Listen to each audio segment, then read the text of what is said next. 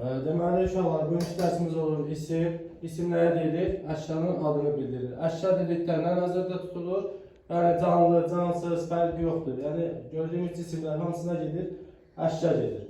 Və ismin sualları da bilirik, hansılarda, kim, nə, hara. Deməli, ismin özünə məxsus xüsusiyyətləri var. Digər nitq hissələrindən onu fərqləndirən xüsusiyyətlər var. Hansılardır? 1. Ümumi və xüsusi olmalı. 2. Konkret və mücərrəd olmalı. Başqa nə var? Deməli, ismin hallanması, hallanır. Sonra nə edir? Mənsubiyyətə görə dəyişir.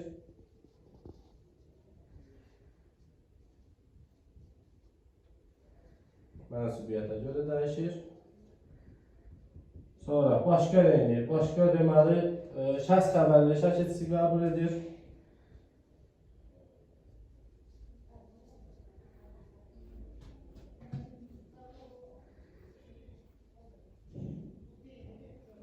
Bir də ki, nə olur?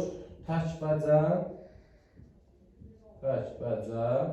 Bir də ki, yəni toplu deyildir, belə deyil. Bir də ki, toplu olur. Bax, diqqət edin burada nəyə uşaqlar? Bu iki dənə. Bunlar yalnız və yalnız nəyə aid olur? İsmə aid olur. İsmə aid olur.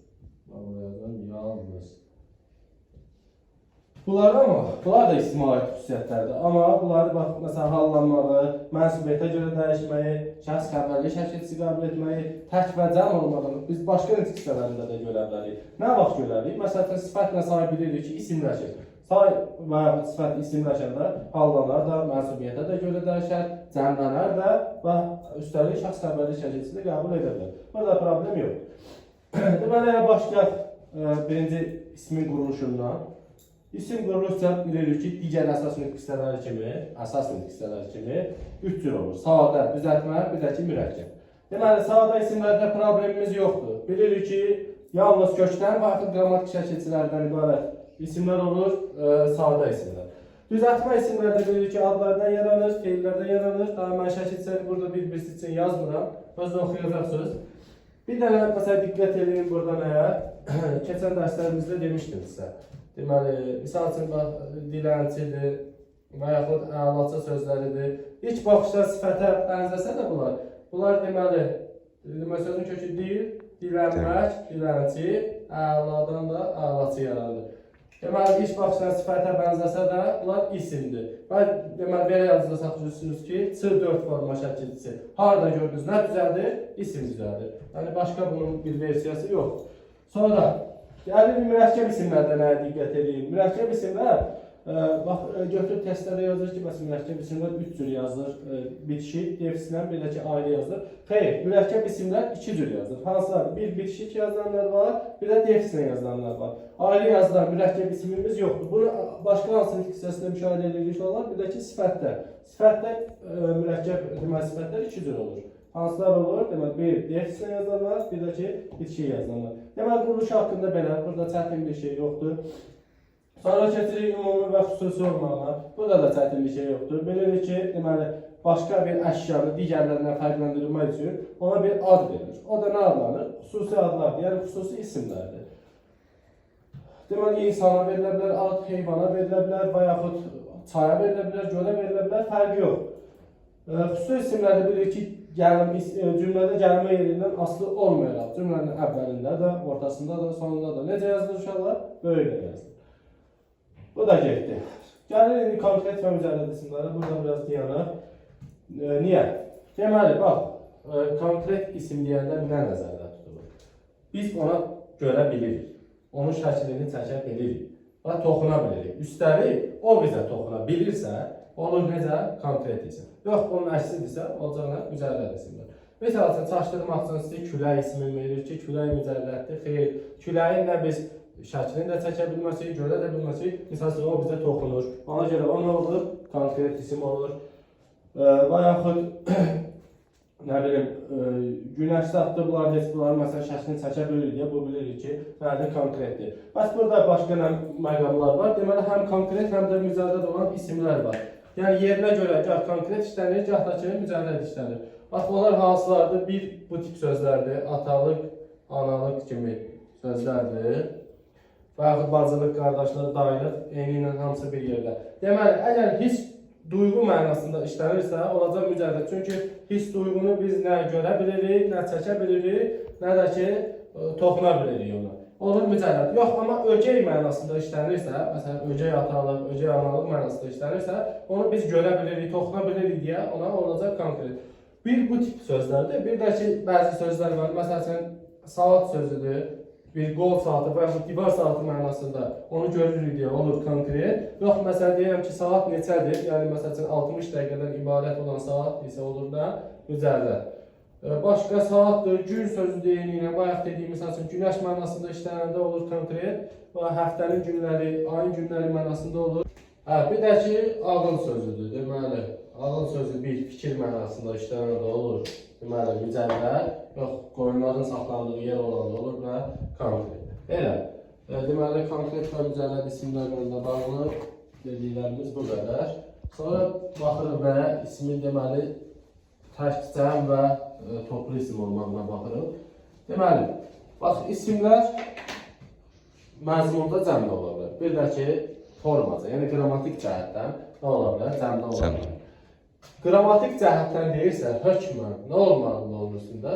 Larlər şəkilçisi olmalıdır. Əgər larlər şəkilçisi ki, bir ismin üzərində yoxsa, biz ona deməli, cəmdədir bu sözü deyə bilməliyik. Sadəcə məzmun cəmliyi ola bilər. O da ki, hansılardır? Toplu isimlərdir ki, əsasən deməli, nə edir? Larlər şəkilsiz işlənir və cəmliyi yarada bilir. İndi, toplu isimlərdə nəyi qarışdırmıyor inşallah? Deməli, toplu isimlər aid olur əsasən nəyə? İnsana aid ola bilər, bir də ki, heyvana aid ola bilər. Məsələn, insana aid olanlar hansılardır? Cəmaat, əhali, sonra, nə bilim, xalq, millət və s. Eyni qədər yazmaq olar, artırmaq olur. Heyvanlara da, məsələn, sürü, ilxı, naxır və s. Bu da belə. Məsələn, götürür, meşə sözüdür, nə bilim, qarğıdalı sözüdür, dəniz sözüdür. Bunları götürülür toplu isim kimi və siz də çaşırsınız. Siz çaşmayacaqsınız burada. Niyə? Çünki bilməlisiniz ki, toplu isimlər əsasən insana və heyvana aid olur. İkincisi də, baxın, belə yazıda saxlayın da, belə doğru deyil də belə deyək ki, bax, misal üçün, nə verirsə, salxım sözü. Salxım bilirsiniz ki, üzümə aid bir şeydir. Yəni, üzümün mən dənələrini götürüb, əlimdə mən salxımı düzəldə bilmərəm. Və yaxud dənizi mən götürüb, vedrə ilə götürüb, suyu aparıb, harasa töküb, dəniz düzəldə bilmərəm. Onlar yaranışdan elə yaranır. Amma toplu isimləri biz demək olar ki, özümüz yaradırıq. Misal üçün, bir nəfər durub, hər hansı məktəbin məsələn yanında, görüb 10 nəfər yığılışdırır, onlarla, məsələn, cəmaat oldu, millət oldu, onu özümüz yarada bilirik. Və yaxud eynilə sürünü, ilxını, fərqi yoxdur. Amma ki, o birilər, məsələn, dediyimiz kimi, meşədir, nardır, qarğıdalıdır. Bunlar nədir? Bunlar yaranışdan bu formada yaranır deyə, bunlara heç toplu isim götürmək olmaz. Deməli, toplu isimlərlə də bağlı bu qədər. Sonra digər dildə ən əsas məqam, deməli, hallanmaq və mənsubiyyətə görə dəyişməkdir. Yəni, onlara baxaq.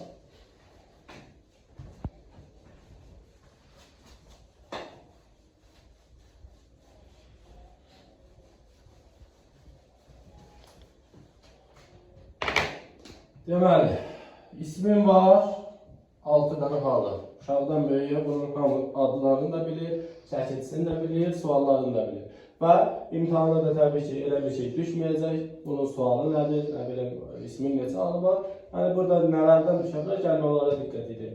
Deməli, bir yazaq, adlı var. Sualı bilirik ki, yoxdur. Daha doğrusu şəkilçisi yoxdur. Sualları elə ismin öz suallarıdır. Kim, nə, hara olduğunu sualları. Bəs bunlar hansı cümlə üzvü vəzifəsində iştirak edirlər? Ən birincisi, ən çox işlənir adlı qalır nə kimi? Mübtəda kimi. İşlənir xəbər kimi. İşlənə bilər əgər sifətləşibsə təyin kimi. Vəssalam. Tamamlıq kimi götürmüyor inşallah adlı qalır. Çünki o qoşmalı sözlərə aiddir, onu qeyd edəcəm. Bir də xitab ola bilər. Bu da ki, bilir ki, cümlə özü deyil, amma yerdə yazılır. Sonra, 2 gəlir yerlikən. Şəkilçisi nə oldu? 14 forma. Amma yerlikən özü bilir ki, 2 yerə bölünür. bir müəyyən yer çalır, bir də ki, qeyri-müəyyən yer çalır. Bunun şəkilçisi var. Önlü, bundakıdır, təbii ki, yox. Sualları nədir? Kimi, nəyi, hara? Kimi, nəyi, bir də ki, hara? Bunun sualı nədir? Bir dənə nə sual? Bəs bunlar hansı cümlə üzvü kimi işlənə bilər? Bilirik ki, yəni ya özündən sonra nə tələb edir? Mənsubiyyət çəkilisi tələb edir. Və bunu deyirəmsə, deməli bu müstəqil cümlə üzvü kimi işlənə bilməz. Amma müəyyən yəni bir dənə müstəqil cümlə üzvü kimi nə kimi işlənə bilər? Xəbər kimi işlənə bilər. Misal üçün deyirəm ki, məsəl üçün bu kitab sənindir. Yəni sonunda gəldiyinə görə də özündən sonra mənsubiyyət çəkilisi gəlmədiyinə görə müstəqil şəkildə nə olur? Xəbər rolunda iştirak edə bilir. Amma qeyri-müəyyən yer heç bir cümlə üzvü kimi müstəqil şəkildə qeyri-müəyyən yer heç bir cümlə üzvü kimi iştirak edə bilməz. Daha sonra qeyri-müəyyən yer halda baxın, yenə bayaq dedim, mənsubiyyət çəkilisi ikisi də qəbul edir özündən sonra. Amma nəyə baxın? Qeyri-müəyyən yer hal məsələn yazaq o. Bulaq suyu. Bulaq suyu yazıram. Bir də yazıram məsələn bulağın suyu. Bulağın suyu. Bax, əgər qeyri-müəyyən yeri hal özündən birbaşa sonra hökmən nəyi tələb edəcək? Mənsubiyyət çəkilisini deməli necə tələb edəcək. Amma müəyyən yeri hökmən deyil özündən sonra gəlsin, mənsubiyyət çəkilisi gəlsin. Ola bilər ki, arasına söz girsin. Bunu bilirik də, 3-cü növtənin sözləşmələrində də bilirik ki, məsələn, bulağın, belə yazalım, məsələn, saf suyu. Görürsən, özündən sonra söz gələ bilir. Amma sən buna bulaq saf suyu deyə bilməzsən. Niyə? Çünki qeyri-müəyyən yer özündən dərhal sonra nəyi tələb edir? Mənsubiyyət çəkilisini tələb edir. Sonra, 3 gəlir nə? Təsirli yer. Bu da 2 yerə bölünür. Deməli, müəyyən təsirli yağlı şəkilçisi I4 formadır, qeyri-müəyyən təsirli yağlı şəkilçisi yenə də yoxdur. Və sualı bunun nədir? Nə? Bunda nə olur? Kimi, nəyi, bir də ki, hara, nə? Deməli, bu nə? Təsirli yağlı hansı cümlə üzvləri kimi işlənə bilər? Ən çox deməli işlənir təsirli yağlı nə kimi? Tamamlıq kimi işlənə bilir. Bir də ki, təsirli yağda nəyə diqqət edin? İnşallah zaman zərfi kimi təsirli yağ işlənə bilər. Nə zaman işlənə bilər? Deyirəm ki, məsəl üçün, yazı və yaxud yayı kənddə olmuşam. Yay sözün kökü I oldu təsirli yağlı şəkilçisi və nə zaman yay. Bu da oldu zərfli kimi işlənir. Deməli, təsirli yağ hər zaman zərfliyi kimi də işlənə bilər. Yerdə qaldı 3 dənə hal. Deməli, hansılardır? Yönlük, sonra yerlik, bir də ki, çıxışlıqdır. Deməli, yönlük olan sualları hansılar? Şəkilçisi olur. A, ə. Sualları olur nə? Kimə, nəyə, haraya. Yerli alan şəkilçisi olur. Deməli, da, də. Sualları olur. Kimdə, nədə, harada. Çıxışlıq halında deməli şəkilçisi olur. Dan, dən. Sualları olur. Kimdən, nədən, bir də haradan. İndi bura baxın uşaqlar. Bax, əgər bu 3 dənə halın 3-ü də bu suallara cavab verirsə, olacaq deməli cümlə üzvü kimi nə? Tamamlıq. Yox, bunları verirsə olacaq nə? Zərfdir. Bir də bunlardan əlavə, ikisindən əlavə, tamamlıq və zərflikdən əlavə. Bunların hər birində xəbərli şəkilçisi qoşacaqsa, olacaq deməli başqa hansı cümlə üzvü kimi işlənəcək, bir də işlənəcək nə kimi? Xəbər kimi. Aydındır, deməli bu 3 dənə hal, 3-ü də eyni sintaktik vəzifəni yerinə yetirir. Tamamlıq kimi, zərflik kimi, bir də ki, xəbər kimi iştirak edir. Deməli, ismi hallarında da yenə deyilir, çətin bir şey yoxdur. Bax, yəli alın, qeyri-müəyyən yəli şəkilçisi yoxdur, qeyri-müəyyən təsirli yəli şəkilçisi yoxdur, amma rahatlıqla yerinə bərpa edə bilərəm.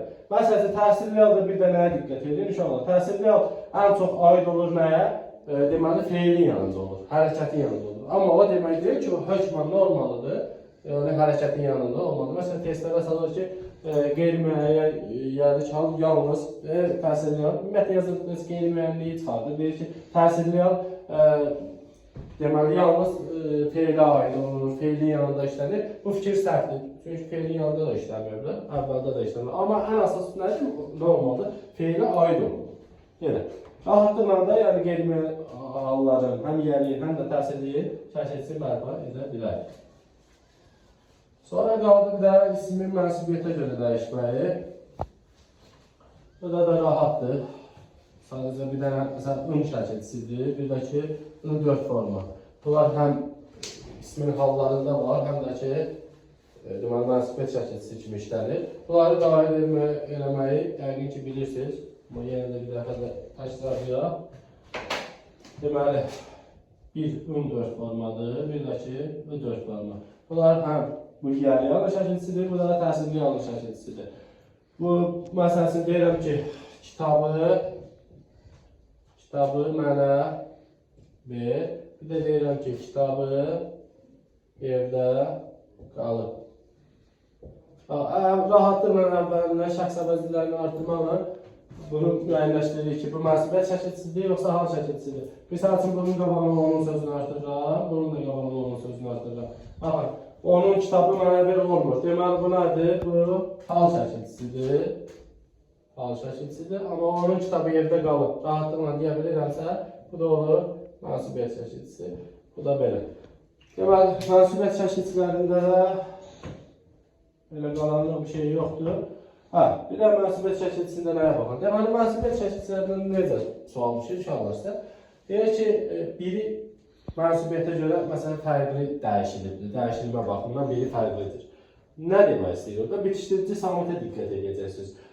Harada görürsünüz, bax, bu bitişdirici samitlə bu şəkilçini, məsələn, S şəkilçisini harada görülür? Bu yalnız və yalnız nəyin şəkilçisidir? Mənsubiyyətin şəkilçisidir. Məsəl üçün, deyirəm ki, onun, məsələn, babası. Baba sözünün kökü, yoxsa sahiblə qutarıb deyə, nədən bitişdirici samit S artırılır, bura bəstələm olur mənsubiyyət. Məsələn, indi o bayaq dediyim fərqlənmə hansı sözlərdə olur? Məsələn, mövqe sözüdür, mövqe. Deyirəm ki, onun mövqesi demirəm, deyirəm onun mövqeyi. Deməli, fərqli cəhət olur, məsələn, mövqe sözündə, sonra deyirəm, məsələn, su sözündə, bax, deyirəm ki, bulağın, suyu. Görürsünüz, su sözüdür, mövqe sözüdür, sonra mənşə sözüdür, talih sözüdür. Bunlar nə olur? Mənsubiyyətə görə dəyişmə baxımından digərlərindən fərqlənirlər. Bir də uşaqlar, hallarda bir şey demədim, yaddan çıxdı. Deməli, bir də hallarda nəyə diqqət edəcəksiniz? Gördük və çıxışlı halda nəyə diqqət edin? Məsələn, deyirəm ki, baba sözünü elə bax götürürəm, baba sözü və yaxud nənə sözü. Gördük halda dəyişirəm, bax, nənəyə, babaya. Bunun tələffüzünə baxın, indi bax, nəniyə, bu da olur necə? Babıya. Bax, dəyişmə görür haradadır, şəkilçidədir, yoxsa kökdə? Bax, sözün kökü nənədir, bax, görürsən? Deməli, dəyişmə haradadır? Kökdədir. Yəni, testə götürürsə alır ki, bəs, görülür halda işlənən bəzi sözlər tələffüz zamanı şəkilçi fərqli tələffüz olur, xeyr, səhvdir. Deməli, fərqli tələffüz olunur, nədir burada? Kökün özüdür. Və çıxışlı qala baxın, amma deyirəm ki, məsəl üçün, babamdan. Tələffüzü necə olur? Babamdan. Bax, burada baba sözünün köküdür, eyni ilə qalıbdır. Fərqli tələffüz haradadır? Şəkilçi də burada. Deməli, öyle yadınızda saxlayırsınız ki, görülür halda sözün deməli, özündə olur, kökündə olur, hərf dəyişikliyi, səs dəyişikliyi, çıxışlı qalda isə şəkilçinin özüdür. Belə, hallarla bağlı bu qədər. Bir də mənsubiyyətdə ən çox testlərə düşən suallardan bir hansılardır? Deməli, bəzi ikiyecalı sözlərdə sahibdən başlanan şəkilçi artıranda bəzi sözlərin ikinci ecası düşür. Bu da hansı sahiblər buna aiddir? Ancaq qapalı sahiblər. I, U, Ü. Yəni, başqa sahiblər buna aid deyil. İndi bunlar da iki yerə bölünür. Hansılardır? Deməli, bir var. Milli sözlərimiz var. Milli sözlərimiz var. Bir də hala alınma sözlərimiz var. Milli sözləri baxın necə yazıda saxlayacaqsınız. Deməli, bir vədə sözlərimizdir, bir də ki, qohumluq bildirən sözlərdir. Məsələn, gəlin başdan başlayaq, yuxarıdan gəlirik. Bax, beyin, Beyin. Sonra ne var mesela? Ağıl. Başka ne var? Mesela boyun.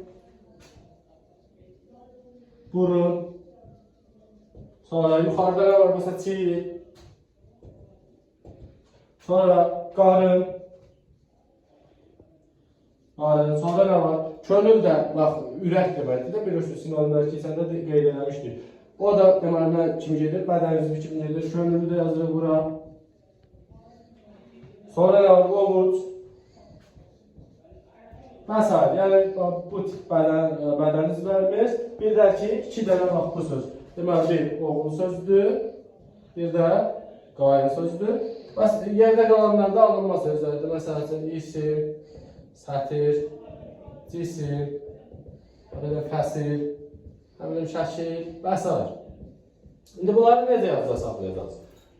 Bunlara mənsubiyyəti artıranda düşür. Mənsubiyyəti artıranda düşür. Bunlara isə həm hal, həm də ki, mənsubiyyət. Həm hal, həm də ki, mənsubiyyət artıranda düşür. Necə yazıda saxlayıq? Bax, baş hərflərinə baxın. Millinin baş hərfi də mıdır, mənsubiyyətdə də mıdır. Deməli, milli sözlər yazıda belə saxlayın ki, mənsubiyyət şəkilçisi artıranda milli sözlərdə düşmə olur, amma alınma sözlərdə fərqi yoxdur. Məsəl üçün, deyirəm ki, məsəl üçün nə? Bax, onun, məsəl üçün deyirəm ki, belə yazardı da, çiyini, onun çiyini, çiyini olacaq, yoxsa çiyini olacaq. Onu daxildə sən bilməliysən, onun üstündə şəkilçi. Mənsubiyyətli yoxsa haldır. Bayaq öyrəndik. Abanı onun sözünü artıra bilirəmsən, şəxs əvəzliyir. Deməli, nədir o? Mənsubiyyət. Mənsubiyyətdirsə və milli mənşəli sözdürsə, deməli, düşmə olacaq. Olacaq necə? Onun çiyini. Bu formada. Deməli, belə. Sonra qaldı yerdə ismin şəxs və xəbərli şəkilçisi qəbul etməyi. Bu arada rahatdır. Yerdə şəkilçilərin də gəlin bir yazar burada. Deməli, 3 dənə şəxs var. Təki və cəminə görə baxın. Deməli, məsəl üçün deyirəm, mən şagirdəm. Deməli, olacaq am 2 forma. Sən şagirdsən, sansan. O şagirdir. Sonra, biz şagirdik. Siz şagirdsiniz, onlar şagirdirlər. Bu forma. Elə, isimlə bağlı olur bu qədər. Yəni də kimin nə sualı olsa yazar orada, yorumlarda cavablandıralım. Elə, hələlik.